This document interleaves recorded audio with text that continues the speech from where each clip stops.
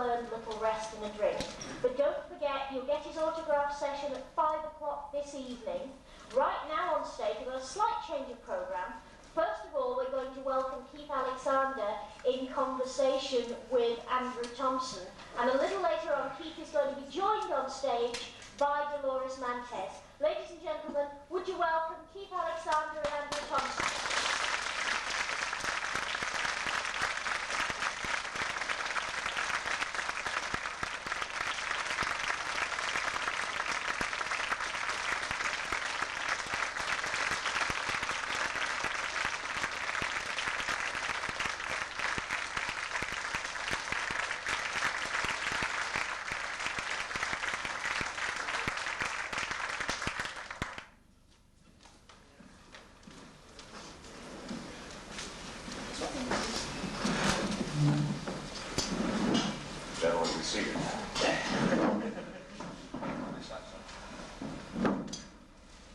This one working? Yeah. Can you all hear me? Is that better? Testing, 1, 2, 3. Well, nobody's complaining. Firstly, welcome to your first convention. You've had a brief taste of what's to come. Yes, I'm almost worn out already. Thank you very much. Nice to be here. We'll start, basically. How did you get into acting? Just that sort of... Did you originally plan to go into acting or? No, not at all. By accident. I was at university down under in Australia. Adelaide University, though we lived somewhat nomadic lives. My father was a motor racing man. He won the Australian Grand Prix twice in a row. He was attempting to win it for the third time when it was a handicapped event in those days, so he started well behind those who started first. In fact, he went off and had a meal after the first one went. The meal must have got to him, but also the conditions were foul. This was at a place called Phillip Island in Victoria, and we Sydney-siders always despise the Melbourne weather. It nearly killed my father. In fact, he was in the morgue with the death certificate written, but somebody saw a bit of him twitch, and I won't say which bit. Otherwise, I wouldn't have been here to talk to you today. He gave up motor racing. He went into engineering consultancy, and we lived, as I said, nomadically. We moved every year of our lives. If you marvel at that profile of Keith Ford, and you see that nose is pretty straight, you can thank Australian doctors for that because it's been broken 7 times. I then went on to university, and our university dramatic society, like so many theatrical organizations, didn't know how to run itself economically. They went bust, and I was a so-called student leader at the time, so we reformed the dramatic society, and I was a sort of Andrew, head of things, knowing very little about it. I used to sing a bit. I was the head chorister of the cathedral choir once. When God took away my voice and gave me a pretty rubbishy one in its place, I stopped going to church and started playing baseball. That's another story. So eventually, this dramatic society, we got it started, and to sort of stop all the prima donnas from dominating the group, the ones who led to its economic demise, we chose to do a very simple play by Priestley called They Came to a City. And I observed from time to time. And this was the Adelaide entry in the university's drama festival, which that year was being held in Melbourne. And it was, the convener of it was an Englishman called John Sumner, who was instrumental in bringing to the forefront and directing the famous Summer of the 17th Doll, which was the beginnings of the emergence of the Australian theatre internationally, and the resurgence in Australian films of more recent times. Anyway, the long and short of it was, the chap who was playing Sir George Gedney got sick, and I was suddenly made to play the part, and I think on the strength of the fact that there was a tram strike in Sydney, and old Gedney had to say, "Tram's no good for anybody." I got an acting award. I also met Barry Humphries at the same drama festival, but I didn't end up speaking like that. Thank God, because I couldn't put the drag on. And that's how I got into acting, sheer accident. A long answer to a simple question, I know, but sorry. You first worked with Jerry on a number of puppet series, Joe 90 in particular, where you were Sam Hoover. How did that compare to actually normal acting, where you're sort of performing yourself? Well, I actually first started on some of the Thunderbirds, and Thunderbird 6, and then we went into Joe 90. Joe 90 or, yes? No, UFO before Joe 90, I think. Was it? No? Oh, it's a long time ago, folks. Sorry about that. Am I blasting the microphone? Am I better off it back a bit? Yes? That's better there?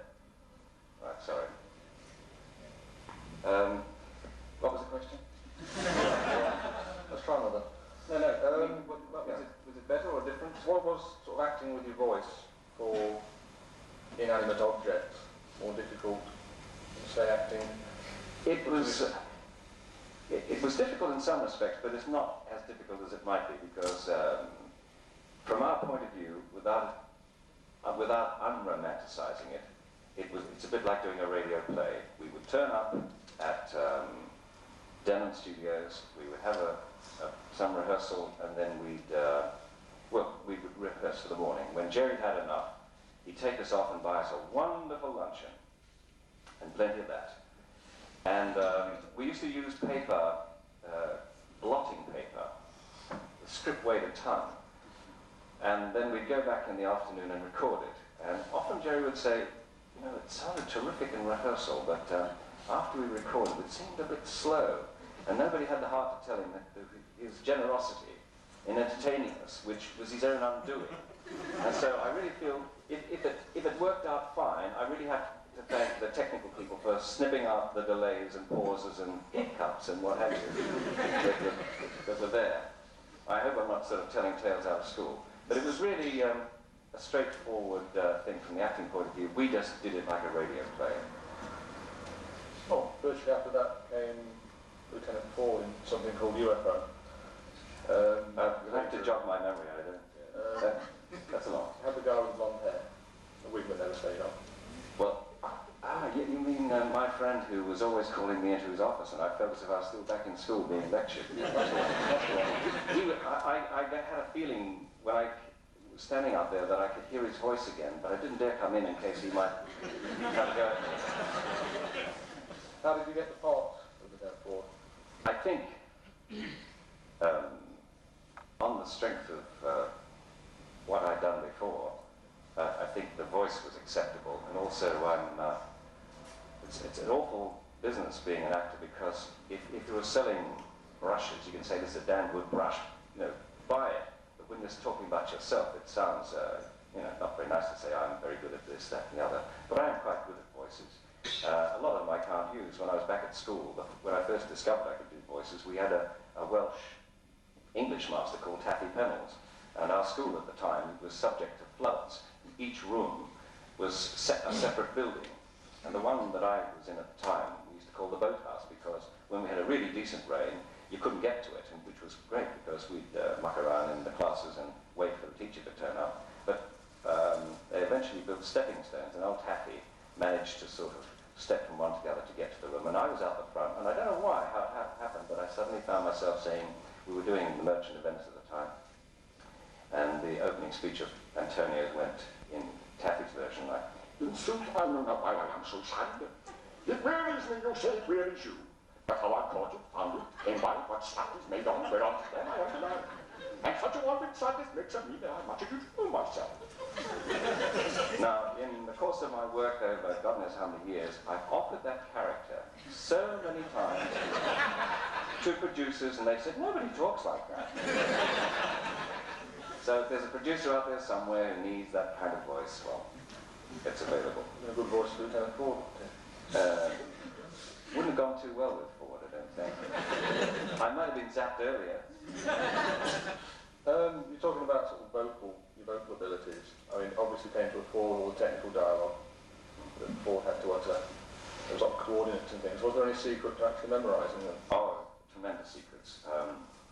When Dolores comes on, I don't want you to tell her, because I've managed to keep this secret for about 20 years, 25 years, whatever it is.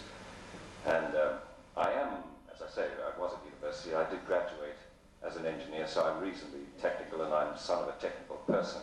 But to make sense of tangents and vectors and angles and speeds and velocities and God knows what, it's reasonable if you just sort of make it up as you go along. But if you've got to do it again for another take and it relates to something else, it's got to be precise. And there's no way of remembering it, you know. You see someone with a green sweater on, it helps you to remember green something so-and-so. But with these numbers and angles, there's nothing to help you. So if you see my eyes occasionally stray to a piece of furniture on which it's written, it might sort of explain how fluent I was.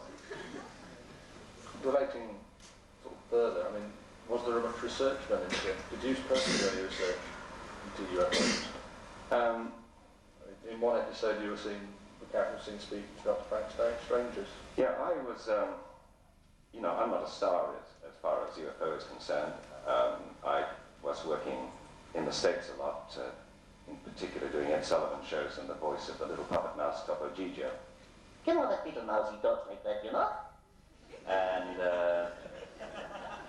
the woman in the United States once said to me, "You a man or a mouse at a party?" I said, "I'm a man, but let me know if a cat comes in." Please pass the cheese. And all that sort of rubbish. And so the part of the controller was a controller. In fact, I gave Keith Ford his name because he was fairly nondescript, but they decided to build up the part when they knew I was not in the States so much. And remembering the question and answering it now,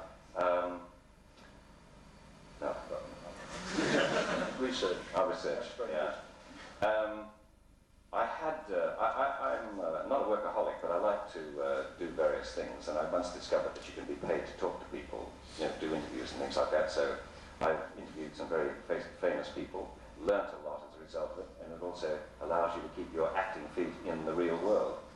And so when we were talking about scripts and things like that, this chappie from the United States turned up called Frank Strangers, Dr. Frank Strangers, and he was head of the UFO societies of the United States, and he had a lot of incredibly interesting information and photographs and films.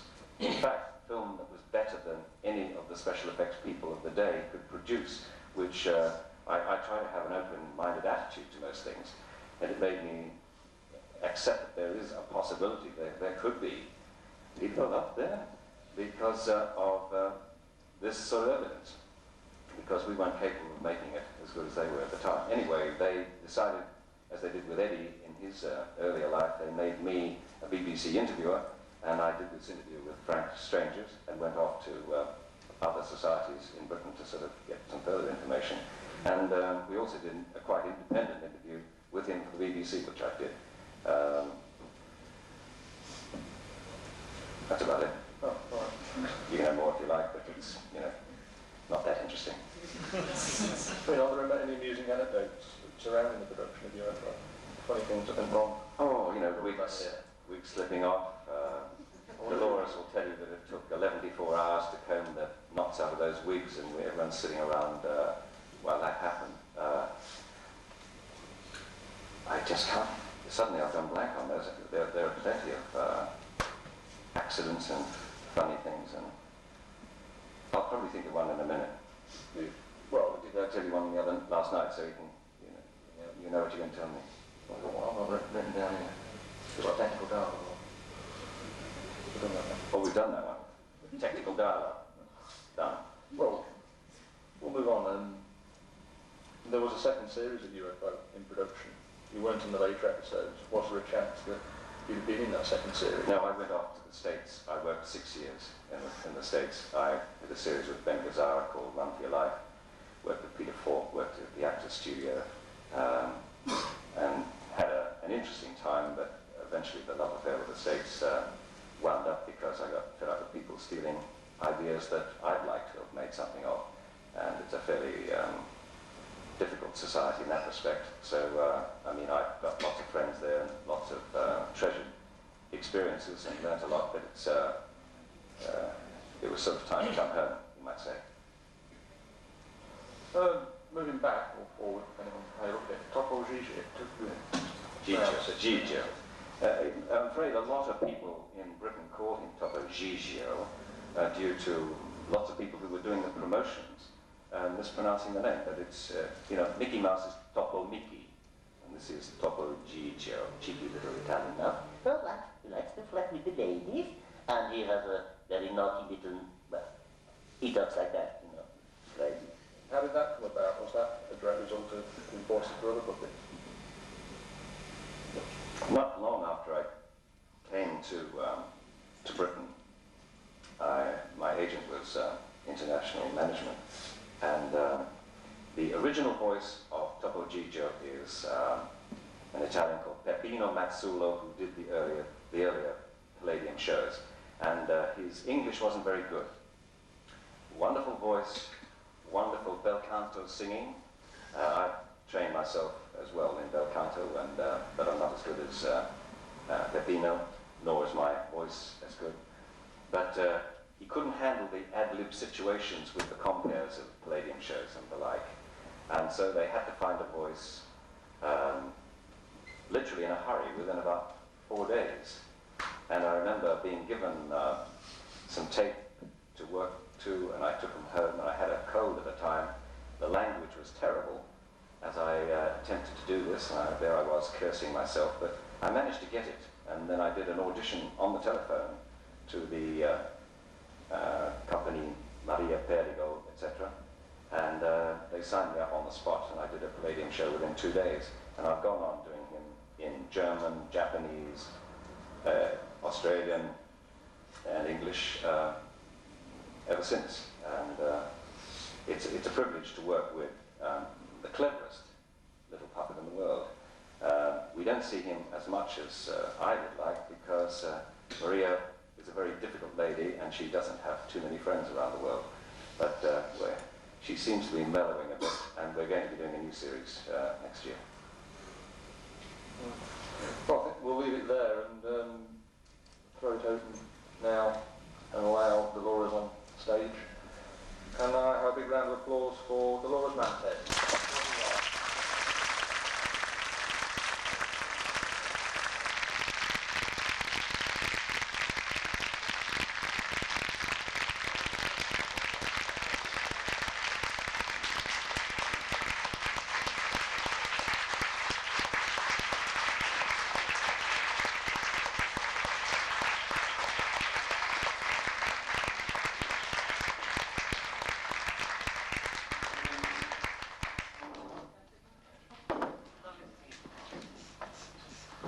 It's nice to see so many faces out here. Are we all enjoying ourselves? Yeah. Well, Dolores, welcome to UFORIA too. Many thanks. It's 20 years now since UFO was first made. 20 years. 20 years. Are you surprised now by its continued success? And how do you feel about it? That's a loaded question. Yes, I am, actually. But there has, as we all know, been this great revival. It's all been very nice for us, and so we have people come and see us. Great. Yes. How did you... Thank you. Okay. How did you first become involved with the series? Oh, I went like most other people for an audition. The clothes too small, too tight, and too... my wig didn't quite fit on, and I had to send my lines, and to my amazement, got part of me in a bag at, I think it was in James Street. Yeah. And then on from there. Great. Did you know anything about Jerry Anderson's work prior to making the series? Did you know anything about the puppet shows? Yes, seen quite a few in my crew. And I didn't see Doppelganger with it until much later. No. I think after the series had finished, but it came out long before then. Mm. Yeah. What inspired you initially to go into showbiz? There's the same old question, folks, that's been asked to everybody here today. What was your break, your big break? Well, I was originally a singer. I was in a vocal group called Dominoes. And just by sheer accident, my agent was going on tour with the show and asked another agent to take care of me. She sent me down to Pinewood again to Isaac High Court to sing the theme music for the film. And I'm sitting there as large as life thinking, well, all this just because you're going to sing a song and 4 men interviewing me. And I was quite arrogant because, you know, what do you like in your team? Thought I was the bee's knees. And anyway, lo and behold, I got fired. It's still too quiet. Thank you. Sorry.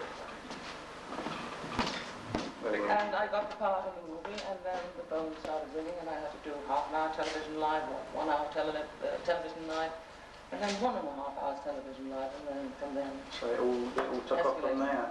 Yes, and was it a childhood ambition to act, or did you? No, to sing. To sing? Yeah.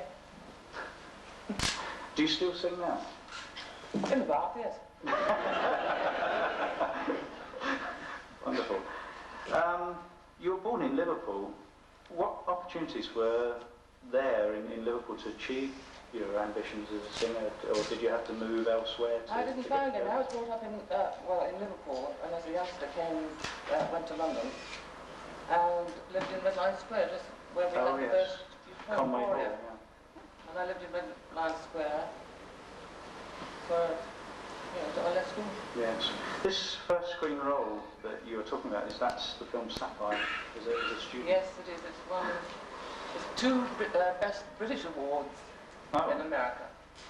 Well, were you very, very nervous when you went along for that? I'm always nervous.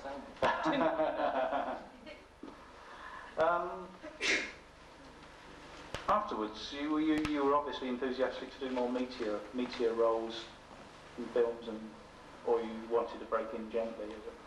No, I was quite happy to accept, any part that came along with us. It was all part of gaining experience and so forth. Going back to UFO now, what did you think of Nina Barry's character? Did you think it could be improved? Fabulous, actually. Very beautiful. I mean, those pictures of her out there are fantastic. You think they were beautiful? Oh, they're very nice, yes. You must agree with me. Oh, yes, definitely.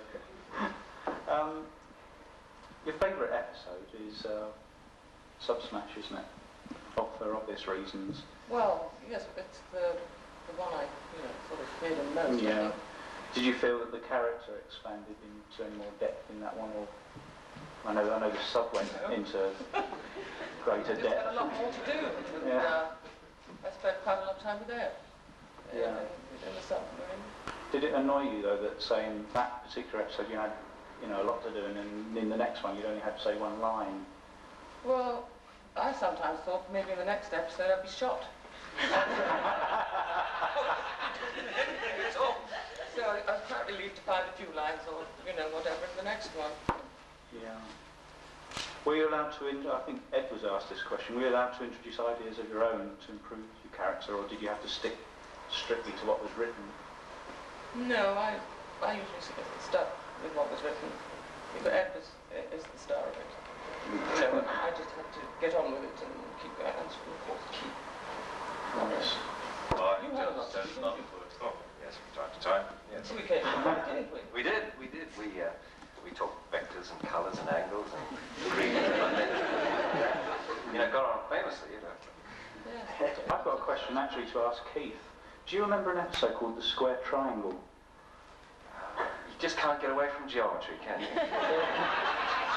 That particular episode, your voice was totally different from all the rest of them. Do you remember why that was? I might have had a cow. I don't know. Maybe I've been to the States and done a hair commercial and swallowed the stuff instead of putting it on my hair or something. I have no idea. But I would guess, to be honest, that I was absent from the country and they had to get it out. And so somebody else had to do it, as I've done, other people. It's sort of not a nice thing to do.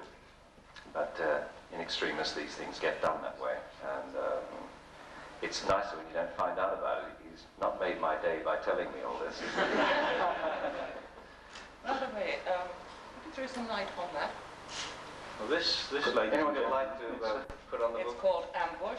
It's a UFO script, and it's titled Ambush. It doesn't ring any bells. Let's have a look here. Speaking parts. It's about me. Does it? Does it? It's not in the list of all the changes.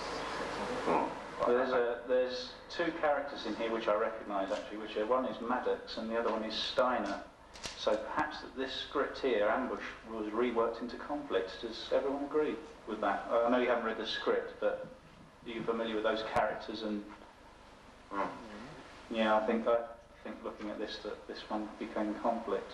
It's a long time ago, but you know, actors do have that sort of memory that you can remember something just hearing it once. I mean, I've heard poems and things like that, and you just walk away and say the whole poem. You can't do it at will. It's one of those sort of quirkish things, but I'm sure I remember that. Do you? And the very first line here, the blackened hulk of a burnt-out rocker stage. It says it moves in orbit around the Earth. The rocket carries Russian markings. Is that the first scene in Conflict? Yeah. Sounds like it, doesn't it? It was solved an age-old mystery for all, was it? I think that's what it is. Well, I had it. Came along with all my manuscripts. Yeah, I think it's. One I wasn't in. I think So you what were. am I doing with it? I've got a feeling that the subject title was unacceptable to the Americans, who love to change the titling that we give things, and it was probably Amway was getting started at the time, and they didn't want to think that it was going to be sent off to the bush. What were the UFO sets like to work on the whole? Did they look convincing from the other side of the cameras? Well, you can tell us that, because you watch them, don't you? Dolores can tell you what they were like. I can. So, watching from the other side of the No, not from the other side. You can say what they're like from our side. I can. Lovely cameras, lovely set, Well, there was. wonderful people, wonderful costume. Well, we had switches that didn't switch. We had buttons that didn't press. We had That's right. screens that didn't throw up pictures. We had lights that didn't necessarily come on. But apart from that, it was great. I suppose it's called acting. The next question is the inevitable one. What about costumes? We always have a question about costumes. Very Have you seen where they put the flies in the Space 1999 costumes? Right down the left leg. What were the UFO costumes like to work in? Were they... Well, I've still got my socks. I've got 3 socks. So I don't remember playing a one-legged episode, but I've got 3 socks. They don't all match, and neither did they at the time. They were always sort of fawny, tanny colour. And I got 3 of them, and I suppose I could have brought them along, but I didn't think it was bother. Well, I still have my purple wig and a silver catsuit, and I suppose we look great in them. But they were very difficult if you wanted to go to the loo. Once the brain registered, about 10 minutes before, you had to go and rush and take the harness off and the whole thing, and because some young ladies came along and they were caught a bit short. Besides that, very beautiful to look at. If you notice that some of my performances were a bit tight-lipped because the zips didn't work too well. But I hope that you will, the producer did say you'd be kind enough to erase from the tape anything that's unsuitable. That last remark, please. And secondly, and the previous remark, because I don't want Jerry Anderson getting me for the 3 socks. Miles. You know what happened to Gary Miles? That was Lou Waterman, wasn't it? Shark ate him. No, he, yeah. Well, he did his best to be eaten by a shark. He, in fact, well, we did those black magic ads, you know, and he ate too many of them. Is that right? He doesn't know, see, he's shrugging his shoulders. He said he knew. He went back to Australia, actually, and got married. And I believe he's living in Port Melbourne. Port Melbourne. Port Melbourne. Well, I see. I It's believe. not all good news, is it? Port Melbourne's a pretty bad place. Very bad place. You don't want to hear my shark stories, I don't suppose. I have lots of good shark stories. Hmm? Let's hear a shark. Straighters driving in Nepal.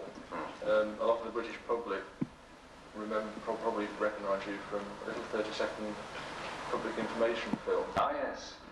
Think once, think twice, think bike. Yeah, I was the good driver. A number of people, you know, who would come up to me and say, "So you knocked that motorcyclist over again last night?" And I'd say, "Well, you weren't watching too carefully. I was the good driver." And I must say that the motorcyclists are my bête noire. Without being too fancy, I don't get on too well with them, despite doing this commercial. And I remember one occasion I was going along, and this motorcyclist carved me up at the lights, and we met again at the next light. He carved me up again, and I thought, you know, I'm the son of a racing driver. You know, I know how to make a car move. I'll teach him a lesson. So I really carved him up at the next set of lights. At the following set of lights, I was tempted to use a remark a friend of mine once said to a driver who'd done something like that to him, where he said, "Is this the Brighton Road?" And the chappie said, "Yes." And he says, "Well, do you mind if I have a piece of it?" Anyway, this chappie on the motorcycle looked in at my window, and he was about to give me all the four-letter words he could put together when he suddenly recognized me from this think bike thing, and he couldn't.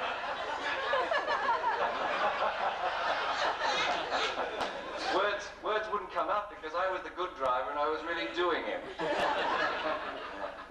So you see, commercials aren't very effective. Keith, you were saying the shark got Gary, but didn't the rat get you in the New Avengers? Oh, but yes, got all of me but my boots.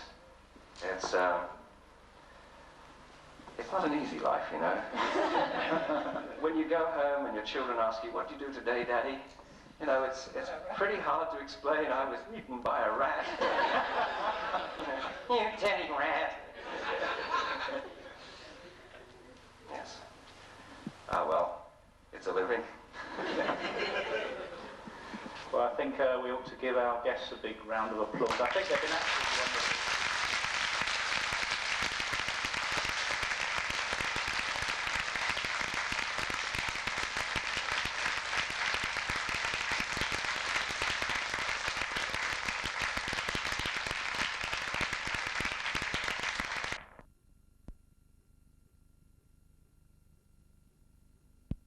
Welcome to the Euphoria 2 Fancy Dress Parade. As usual, we have a small but excellent selection. And may I say, having seen the contestants, that though we've got one or two costumes that are going to be absolutely spectacular, some of the very simple ones are extremely well done and possibly even more deserving of admiration.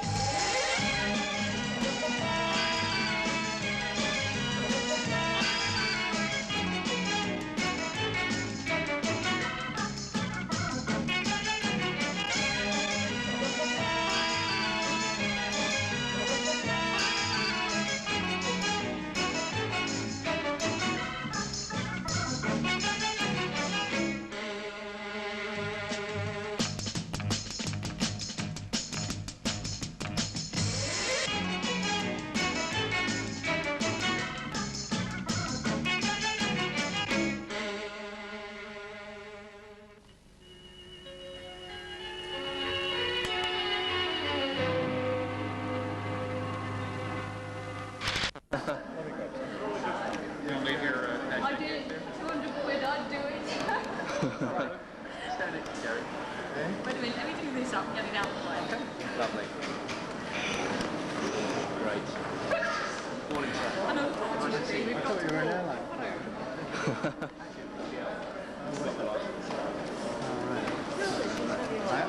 How you doing? You've still got your makeup on from Ann Diamond's show? Just as well. Did you go well this morning? No, the reason I came up early was How clean it was, because Keith was watching and he saw it now, that there was other things on. yes. I was... I've wasted yards of it this weekend. the last thing I was doing. So you did you? You were able to stay in bed a bit longer? Well, I didn't come up early, so...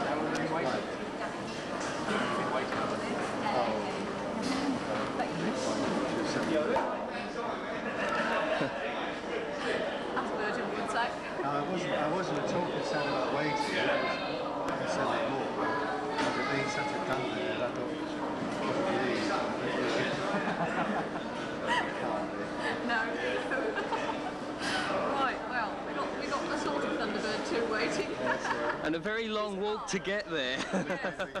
Unfortunately, right through here. Well, can we go up and out that way? We might do, we might do. Do you want to?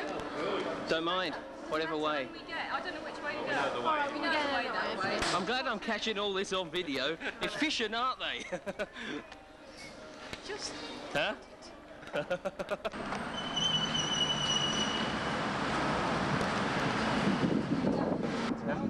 It's changing like crazy.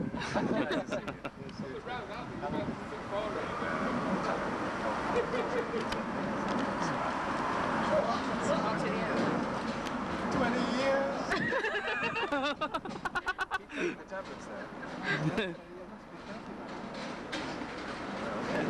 I'm going the other way now. This is a bit like Livingston Stanley, isn't it? Yes, it is. It is. But I don't have to presume. Well, I hope we have a chance to have a bit of a chat. Yes. I know. Absolutely. They work you like crazy. I've just done this sponsored swim. 200 lengths at the crack of dawn.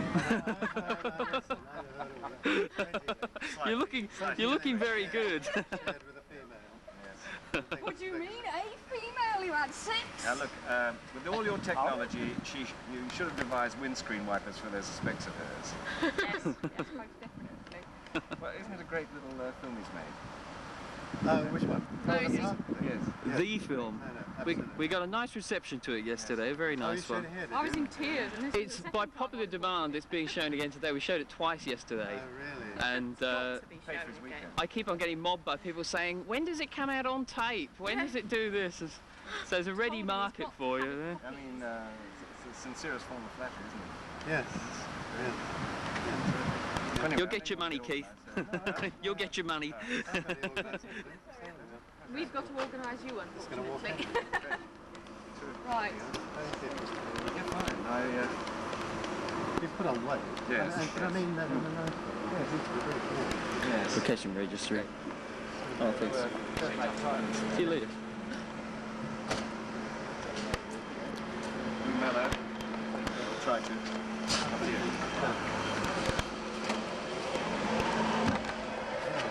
This way, please, so we can see you.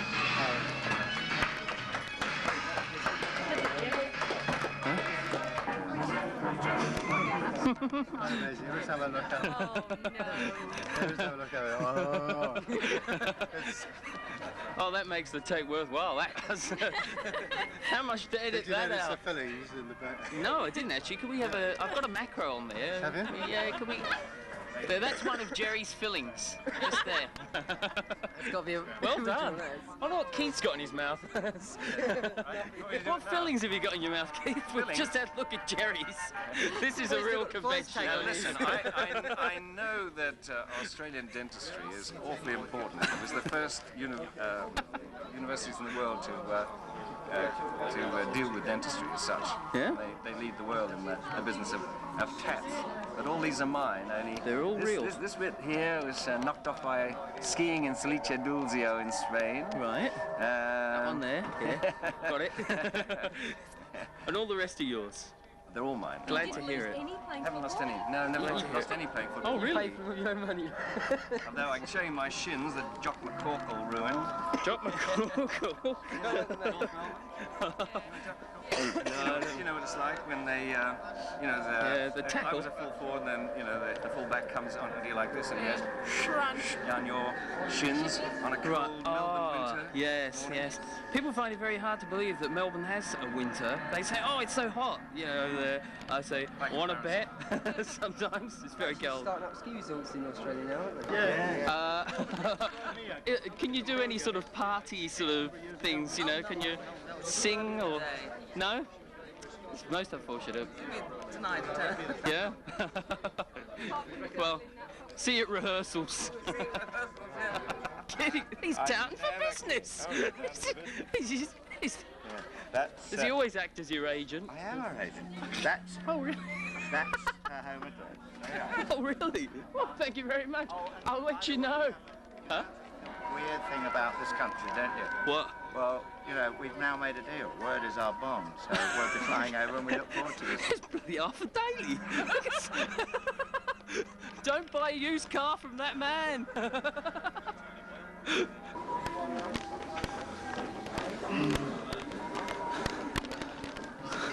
Ah, yes.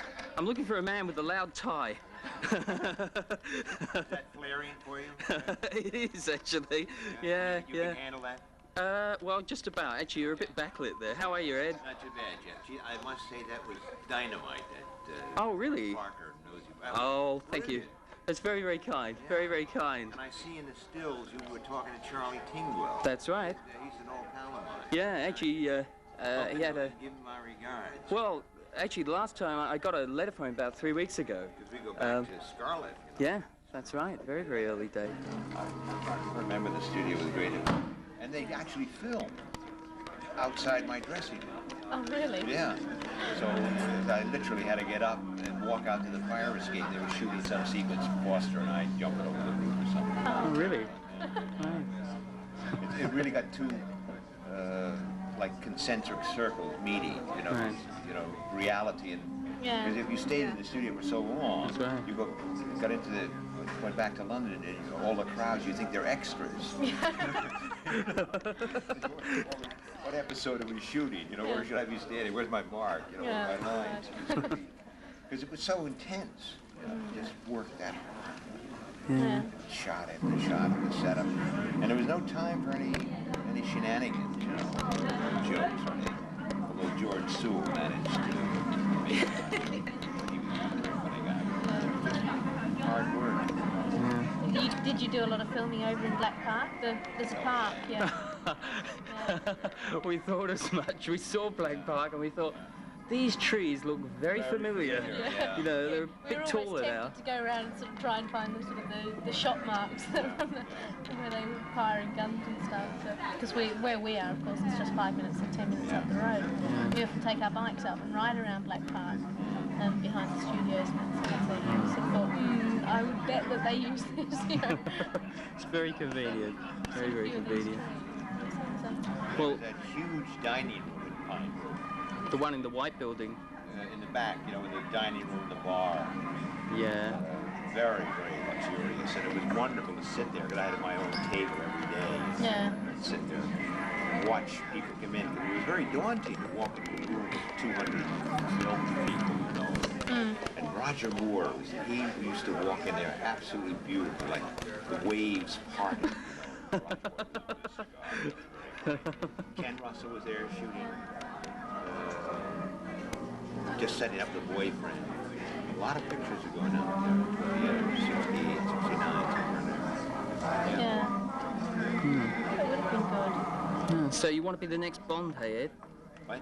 The next Bond movie, I'll be you the think? next anything. You make me an offer. Well, this is the thing now, Ed. I mean, I've got you on the spot now because you're on camera and it's all being recorded, right? Now, believe it or not, look. I mean, yeah. Could we lose the tie, please? Lose the bet. what I'm seeing through here is great. Left eyebrow acting. Can you? See? Well, we'll just get a close-up on that. Good. Oh, God, look, the saint. That's a Roger Moore eyebrow. I can frown. So Yeah. You just give me the A full range of expressions. When you lose out on, when you've gone to a casting session and you're down to it's either you or another guy and you've lost, the other guy gets the job. Yeah. Give me the expression. when Good luck. Glad you got the part. What a handshake. And the one that people always use at film awards, when they've cut up the shot into 4, and there's a picture of one guy, a picture of the next person who's been nominated, and one of them wins, and the other 3 have to sort of, oh, well done, etc., etc., etc. Are you good at that? Yeah, absolutely. Yes. That's gosh, the best guy won. Yeah. Him.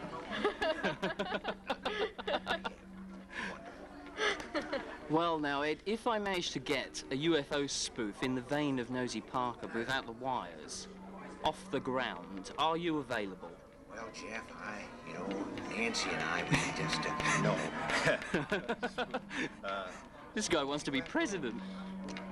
I've got a script.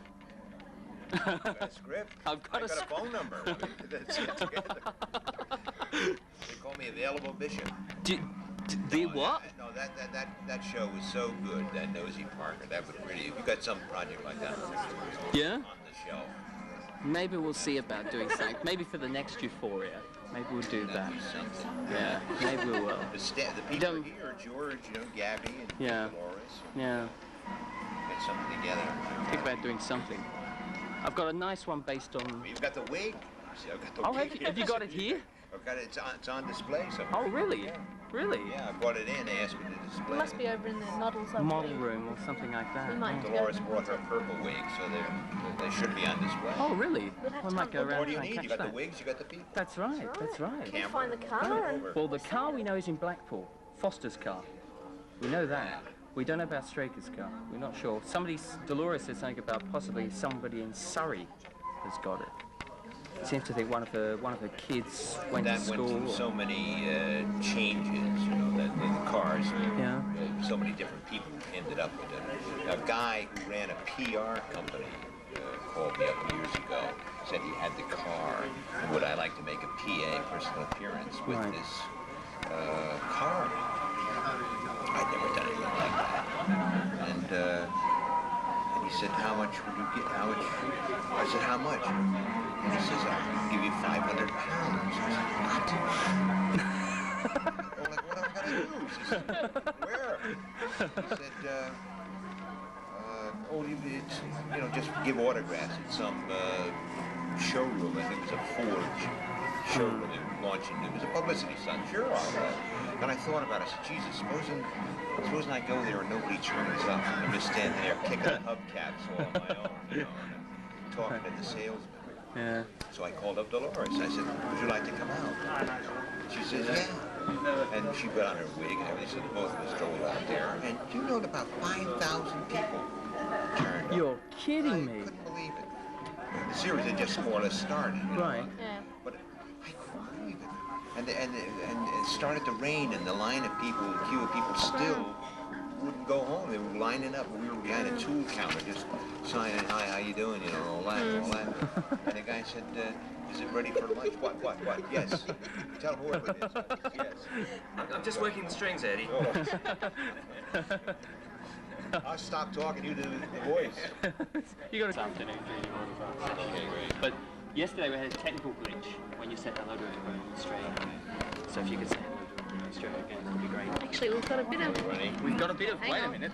Wait a minute. Wait a Let me minute. get things that are right. Okay, no, now we're all right. Smile. Hello. Try. Everybody in Australia. This is the man. What more can I say? Jeff is here. He's really here. He's going to appear in my UFO spoof. Okay, you heard it here first. You heard it here first from the man himself. And money is changing hands as we speak here. My fee. This is my fee. Oh, wait a minute. No, I gave you the wrong one there. Yeah. Oh, One of them. Okay. see you down under. This guy suffers for his art. This is the wig, everybody. The wig. Ed's wig. Just saw Ed before. This is the wig. And this is Dolores' wig. Hope the purple's coming out.